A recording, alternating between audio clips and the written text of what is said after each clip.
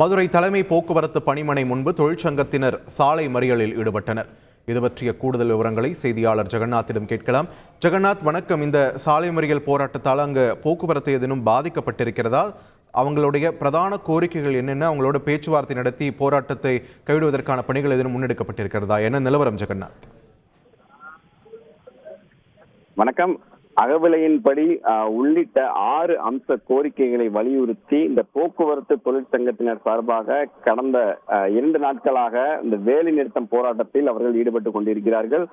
இந்த நிலையில் தற்போது மதுரை பைபாஸ் சாலையில் அமைந்திருக்கக்கூடிய இந்த தலைமை போக்குவரத்து பணிமனை முன்பாக 2000க்கும் மேற்பட்ட தொழிற்சங்கத்தினர் தற்போது இந்த சாலை மறியலில் ஈடுபட்டு வருகின்றனர். குறிப்பாக இந்த பணிமுனை முன்பாக ஏராளமான போக்குவரத்து பணியாளர்கள் குவிந்திருந்த நிலையில தற்போது இவர்கள் சுமார் அரை மணி நேரத்திற்கு மேலாக இந்த போராட்டத்தில் ஈடுபட்டு கொண்டிருக்கிறார்கள். தற்போது இந்த பகுதி முழுவதும் பார்த்தீர்களானால் போக்குவரத்து நெரிசல் ஏற்பட்டிருக்கிறது கூற வேண்டும். இவர்கள் காலையில் இருந்தே திட்டமிட்டிருந்தால், குறிப்பாக நேற்று அறவழியில் ஆர்ப்பாட்டத்தை நடத்தி கொண்டிருந்தனர்.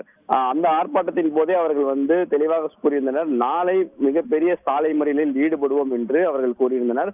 இதன் அடிப்படையிலே பார்த்தீங்கன்னா இன்று காலை முதலே இந்த பகுதி முழுவதும் 200க்கும் மேற்பட்ட காவல்துறையினர் முன்னெச்சரிக்கை நடவடிக்கையாக பாதுகாப்பு பணியில் ஈடுபட்டிருந்தார்கள். குறிப்பாக காலையில் இருந்து அந்த பணிமனை உள்ளே இருக்கக்கூடிய அந்த பேருந்துகள் வெளியே வருவதற்கு மிக சிறந்த பாதுகாப்பு அளித்து பேருந்துகள் அனைத்தையுமே வெளியே அனுப்பினார்கள்.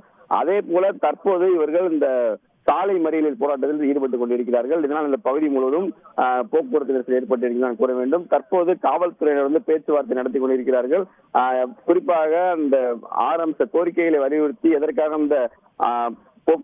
எதற்காக இந்த போராட்டத்தில் ஈடுபடுகிறார்களோ அவருடைய அனைத்து கோரிக்கைகளையும் அரசு செவிசாய்த்து உடனடியாக கைவிட வேண்டும், இல்லை என்றால் போராட்டத்தை தொடர்ந்து நடத்துவோம் என்று கூறியிருக்கிறார்கள். தற்போது காவல்துறையினர் பேச்சுவார்த்தை நடத்தி கொண்டிருப்பதால் இங்கு தற்போது சுமூகமான நிலை ஏற்படும் என்று எதிர்பார்க்கப்படுகிறது.